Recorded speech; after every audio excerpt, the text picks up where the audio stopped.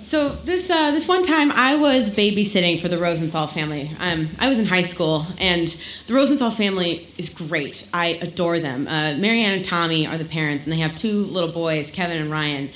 I'm pretty sure that at the time they were about 7 and 10. I mean, I know for sure that I was 16 because I had just gotten my driver's license, and I distinctly remember pulling up in front of their house in my sweet '93 maroon Ford Taurus, feeling pretty good. So I went in. It was actually pretty early in the day, noon or 1, because Mary Ann and Tommy had pretty big blowout plans with their friends. So I was supposed to be there all afternoon and evening. And I get there, and they're kind of frazzled on their way out the door, oh, hey, Abby, what's up? There's food in the fridge. Kids are in the living room. Here's just one thing. Don't use the bathroom on the ground floor, okay? Because the plumbing's all funky. You know what to do. Awesome, we're out of here. Goodbye.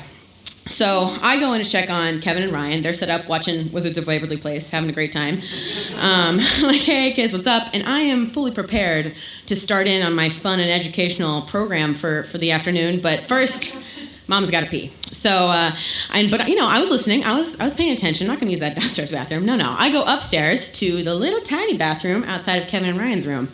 So I go to close the door behind me, and the door doesn't really want to close. Not super surprising. It's an older house, and plus it's August in St. Louis, which means it's not only really hot, it's really humid. And I'm sure you guys have experienced this when there's that much moisture in the air, doors expand, and then they don't fit so well into those frames. But Kevin and Ryan were at that point in their development when the epitome of humor was busting in on you while you were peeing. So I wasn't having any of that. I went to town on that door, and I was not gonna give up until I heard that latch click, which I did. So, do my business, wash my hands, awesome. Go to open the door. Oh boy.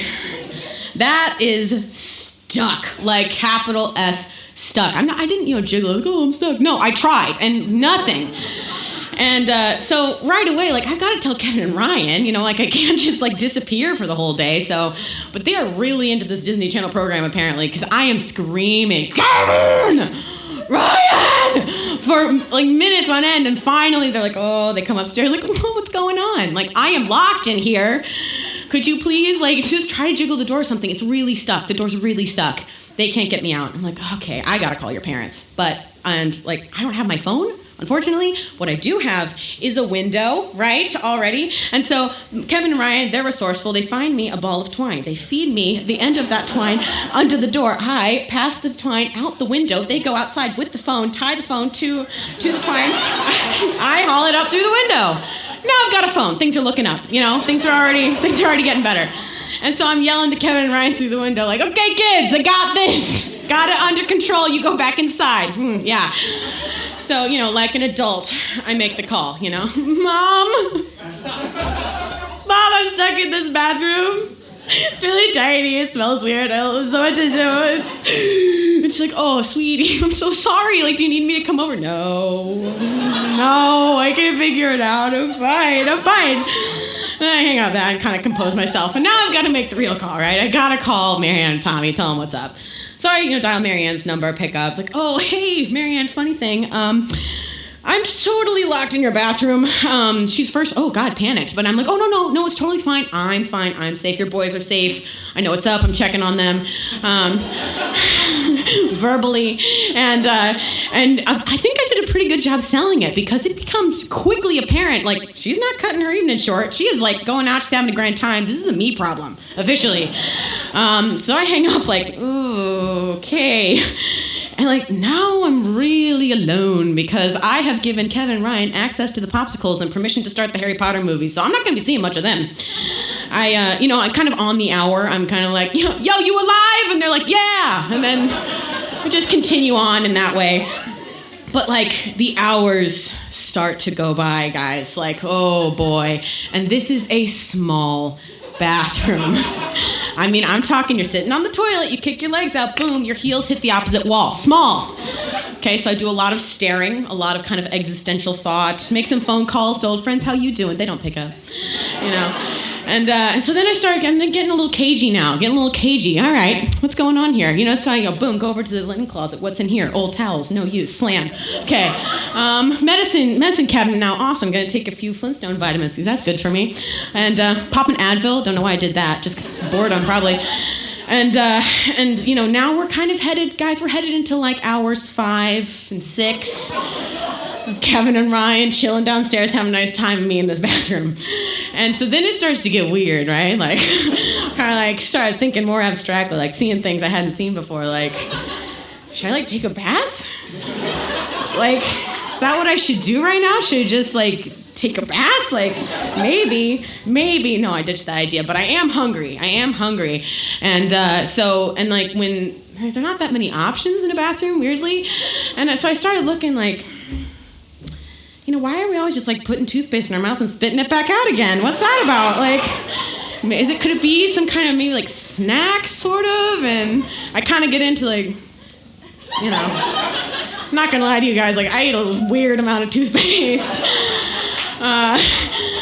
And then eventually though, like I start to feel panicky, like, oh, okay, like mostly because Marianne and Tommy are gonna come home and find me like this, and I was mortified, and so I get a little MacGyver-y, you know, I'm like, I can find my way out of this mess, and like I spend like 20 minutes hunched in the corner with crazy eyes, and I managed to pry the pins out of the door hinges with a pair of cuticle scissors, and the door will still not open.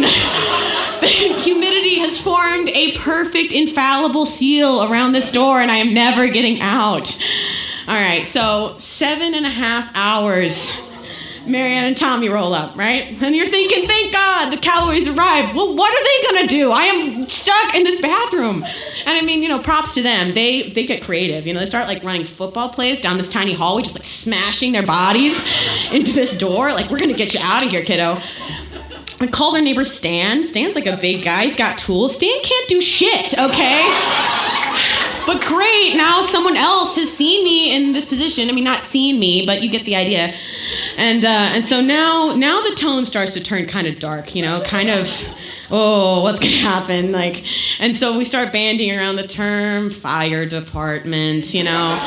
Like, seriously, I had to pee, and now a man in coveralls with steel-toed boots is going to have to come physically break down the door with an axe. This is where my evening has gone. And so I'm really feeling pretty bad by this point. I'm, you know, like leaning up against the door, hugging my knees to my chest. I hear Tommy walk over on the other side of the door, just, you know, kind of leans up to, slides down. It's kind of a nice moment, you know, we're like back to back, kind of having this kinship of like how much this sucks. And I just hear, you know, like, oh man, how you doing in there, Abby? And I'm like, you know, I've been better, Tommy. You know, and he's like, yeah, oh God, this is such a weird situation. I don't understand how this happened. Man, like, Abby, did you check the lock? I didn't think of that. I didn't think of that.